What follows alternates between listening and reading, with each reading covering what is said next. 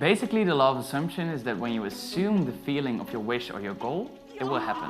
But I feel that a lot of videos about this topic completely disregard that most people are not ready to fully blindly believe and are ready to assume and sustain this feeling and have faith that you will achieve your goals. Your ego will always come up with doubts that fuck it up. I feel like a whole process is needed before you're able to step into this faith permanently and manifest the life of your dreams. In order to be able to increase our manifesting potential, we have to change our inner state and therefore literally our brain matter. And I will explain what I believe is a natural process that creates a law of assumption in the first place. Because in order to make a permanent change, it is vital to be aware of the mechanisms of the brain. I don't follow advice blindly. I'm obsessed with the why behind stuff, and that's exactly what I will give to you in this video. On this channel, we like to get our insights from first-hand experience as much as we can. And this is why a large part of this video is also dedicated to how this knowledge was acquired. We always try our best to curate and verify all wisdom for ourselves. At the end, I will give actionable steps that work for me on how we can get rid of negative assumptions that hold us back, get to a neutral place, and close off with the steps to create new helpful assumptions to get your belief from a permanent, unshakable place. I warn you, this will take time, but it works. In my process, I use psychedelics, but don't worry, I actually don't recommend you take these substances because there is a much safer way. And I will talk about that. It's important to understand my process so you know what and why you are doing what you're doing. But since it involves substances, I need to add in a quick disclaimer. This video is for educational purposes only. This video does not glorify the use of drugs or reaching altered states of consciousness. Instead, it attempts to be non-biased. Furthermore, it provides essential information intended for harm reduction and education.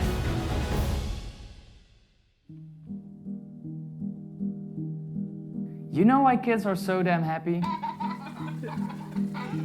Because they're unburdened by all the mental models that adults have made about the world. Kids are pure, without assumptions and labels. From the moment we are born, we form an understanding about this world. Let's call this the web of assumptions. Every day, with every experience, we add information to our mental model. Experience forms a lens through which we view the world. Everyone has different experiences. So when everyone's truth is different, what are the underlying principles that are true for everyone? Surprisingly, it turned out the answer came also from an experience rather than some pure scientific fact. Chapter 2. Physics isn't everything. In my teens, science was my religion. But soon after my first experiences with psychedelics, I realized that there was a whole world lying beyond normal perception. A world where assumptions just did not exist. So I was baffled. A big chunk of my assumptions web was turned upside down. It was suddenly obvious that science, while it's incredibly useful, is not the holy grail. These experiences couldn't be simply explained by a simple hallucination. The science I was familiar with did not talk about this other realm. It was time to explore this. My explorations taught me that I was greatly affected by so many assumptions. So many things I picked up did not feel true suddenly. I needed to understand why and how this was happening to me in order to implement it. And the answer is fascinating. What you think you can do, your own self-image. That's the deciding factor for a lot of people. For me it was. Woo! Let me explain. Chapter 3. The problem with most assumptions. Making assumptions is basically assigning abstract meaning to different phenomena in our outer or inner world. Labeling. That is a car, I am angry, this is useful, and this ain't. We are assigning labels to literally everything we encounter. We label feelings, situations, people, thoughts, sounds, our traits, and so much more. We look at fear and label it as bad. We look at a wedding Recognize it as good. With every experience, we feel like our understanding grows. But every new addition to our window can also be constraining. When we see a leaf, we basically just see the label leaf. The whole meaning and heritage of the so-called object is distilled into this one label, leaf. And it loses its depth, beauty, and novelty. It may seem unrelated, but this is the mechanism that's holding you back. This mechanism ensures we survive in this world without getting overwhelmed. We cannot possibly perceive the total depth of everything we encounter. That is why we are evolved to simplify everything, from feelings to sensory input. So now you can imagine why the world is so interesting for children and why they sleep so much. They are still in the process of discovery, but after years and years of abstraction and automation and optimization, you learned about the world, know how to move through it, how to behave, learn unwritten rules, and then you are released in the world without fully understanding what's holding you back, let alone reverse it. You win! Please! I don't want to do this anymore! Chapter 4. Why do we make assumptions? Yes, science! Our senses send so much information to our brain that we're forced to compress and optimize the way we process information. And more importantly, the way we behave. Our brain automates thought processes and behavior if they happen often enough and turn into habits. Coming to bed, honey? It's all about efficiency. Think about it. Do you consciously move your leg in front of the other? No, you just walk. Or if you're an experienced driver, are you still aware about turning on your blinkers? No. These patterns are all automated into assumptions of all sorts. This is because we would get tired too quickly if we would think about all these things. We automate thought patterns by removing them from our awareness. For example, if we constantly label ourselves as unproductive, or we keep beating ourselves up for not being productive in the hope we go and do something, this thought that creates this feeling of incompetence and stress will be automatically moved to our subconscious, and after a while, we don't notice this thought anymore and just feel incompetent and stressed. But how do we get back and move through this world without all these unhelpful assumptions? We go back and revisit our labels and beliefs, and this requires an open mind. Chapter 5. Beyond the Thinking Mind. The following humbling experience shattered my web of assumptions and made me realize that I don't know shit, and I never will. My reality is just completely violated. This experience was created by shutting down the parts of the brain that creates these assumptions in the first place. The default mode network. When this part of the brain shuts down, the ego disappears. Thoughts are gone, and you become aware of what lies beyond thought and assumptions. This can happen naturally through practicing meditation, breathwork, or other spiritual practices. Or this can happen through plant medicine or psychedelics. For me, it was a combination of both. But I do not recommend this for most people. Natural ways of shutting down the ego are gradual and are directly noticeable in your real life, whereas psychedelics are more like shock therapy. And either way, to notice structural change in your daily life, you have to practice meditation or other natural forms. This is because the most important part of psychedelics is actually the integration. Psychedelics alone are generally never enough to fully let go of a lot of assumptions that are holding you back, limiting the life you believe is possible for you. However, the psychedelic experiences gave me an excellent insight what lies ahead and made me understand what this brain is all about. For example, its defensiveness about its ideas is beyond astounding. She rejected me. And am I emotional about that? No. Because I am all logical, all the time. Sweetie, you're yelling. Because when I speak at a regular volume, no one seems to believe me that I put this Amy nonsense behind me. This is because the ego, or in different words, the thinking mind, associates these rigid ideas and assumptions with being safe. The unknown is generally very scary for the ego because the unknown is what we're evolved to eliminate. During these intense sessions, a lot of rigid assumptions that secured your survival all these years become shattered. For example, This can be a story about how you cultivated safety or love by people-pleasing. When was the last time you did something totally selfish without worrying about what anyone else wanted? According to my mother, I took my sweet time being born. Apparently, she had dinner reservations. You assume that you needed to please others in order to receive love, for example. And meditative or psychedelic states can show you that love is everywhere and unconditional even, hereby breaking that assumption.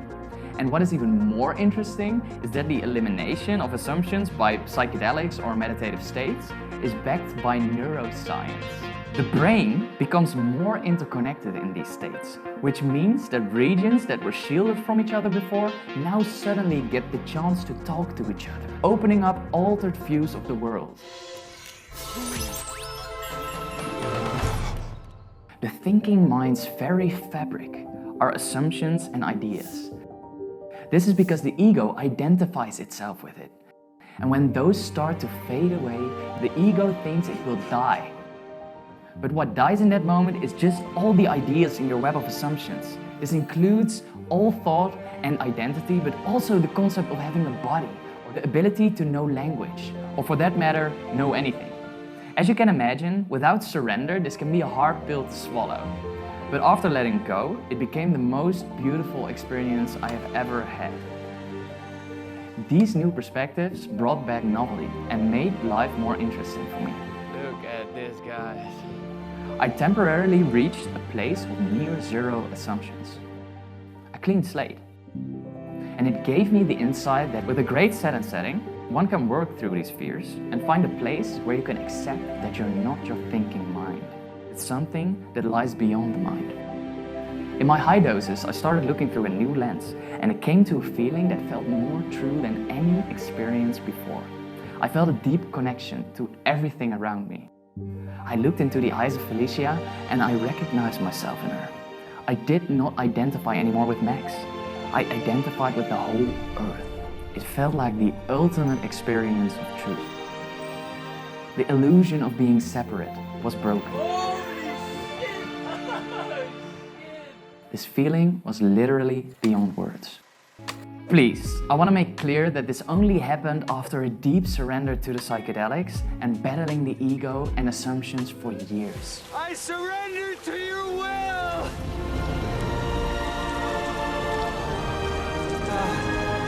And years of meditation experience. Also, I can't stress this enough. Before you take psychedelics, do your own research from credible sources on set and setting and understand what you're putting in your body. This is not at all an advertisement for using psychedelics. I feel like a lot of people are taking these substances too lightly and totally underestimate the potency of these substances. Please be careful. Back to the video. When we look through labeled reality, we have all these assumptions, expectations, and judgments. These thoughts spark emotion. Good or bad, these emotions are all created by inner or outer assumptions. Through my personal experiences, I feel like there are also emotions that arise naturally. I would describe this state feeling like love, peace, bliss, inspiration, and joy. This weather. Everything about it, man. This is the natural state beyond the ego. It's unaltered, pure awareness. Chapter 6, probably. Implementing this wisdom. So the first step is training yourself to observe the thinking, judging mind instead of letting it consume you. And this is how to do it. It's a combination of detachment and getting aware of your thoughts in the first place, together with reframing negative thoughts. Naval Ravikant preaches to reach mental inbox zero by being still, observing your thoughts, and let your mind run until it's done thinking. Instead of paying a therapist to sit there and listen to you, you're listening to yourself. And you just have to sit there as those emails go through one by one until you get to the magical inbox zero. This is basically meditation, and a perfect way to start observing your thoughts. Listen to yourself. Are your thoughts kind? Reaching mental inbox zero makes you present to your reality and lets you view it without constantly blasting thoughts in the foreground. After you're aware of your thoughts, by practicing observing, you can start reframing your thoughts. For example, if you're feeling bad because you're unproductive, try to reframe this to acknowledging that you're trying your best and that you will take it step by step. Good job. What would you say to a friend? And say that to yourself. This is a practice that helps you gain your ego as your biggest supporter instead of an awful hater that always tries to bring you down. No! God, please, no! And aside from self-talk, in every seemingly negative situation is a positive to be found. You just have to look. I find a light in every dark tunnel. Also, practice letting go of things you cannot control. A little stoic magic sprinkled on top. We know now that experiences shape your web of assumptions. And in order to create new, better experiences, we need to take a look at what we take in on a daily basis. What friends do you hang out with? What content are you watching? And what music are you listening to? Is it negative or is it helpful? Change your feed and/or friend group or music to be helpful to your desired belief. After all the previous steps, we set ourselves up to truly believe new helpful assumptions without the ego pushback. So investigate your beliefs. Trust the advice of people that your inner radar know are positive, well-intended, loving, and disciplined. These are the people I trust most. Read their books, please. Dr. Joe Dispenza, Naval Ravikant, and Ram Dass. Let's close off with meditation. There are infinite ways to meditate. Make sure you dedicate a little Google session for finding your preferred way. How I meditate is super simple. Already for 5+ years, I just put on the playlist Meditate to the Sounds of Nature on Spotify. And just start with 10 minutes listening to the music each day and increase your time gradually. And when you catch yourself in a thinking state, just focus on the music again. That's it. That worked for me. After a while, you will detach from the thinking mind. It is super boring in the beginning, but I can promise you it will make you more confident, focused, grateful, productive, compassionate, and loving. Because with carefully reframed positive thoughts, singing the most beautiful songs in the background, you free up space to make decisions with your gut and your heart, which require way more subtle attention. Often taking action seems super simple, but something in us does not want to change. And now we know that it's mainly the ego holding on to the familiar and what feels safe. And as a last step, be patient. It should come as no surprise that it takes years to erase unhelpful assumptions that took years to form. Give yourself a break. Now you already did the understanding part, so you already are on the fastest track to make the law of assumption work for you instead of against you. And if you learned something, we would gladly appreciate a like or even a subscribe if you want to see more of these videos. Please leave a comment with video suggestions. We are here to be of service to you. Thank you from the bottom of my heart for sticking to the end. This is Max from Understanding Experience. See you in the next video. Much love.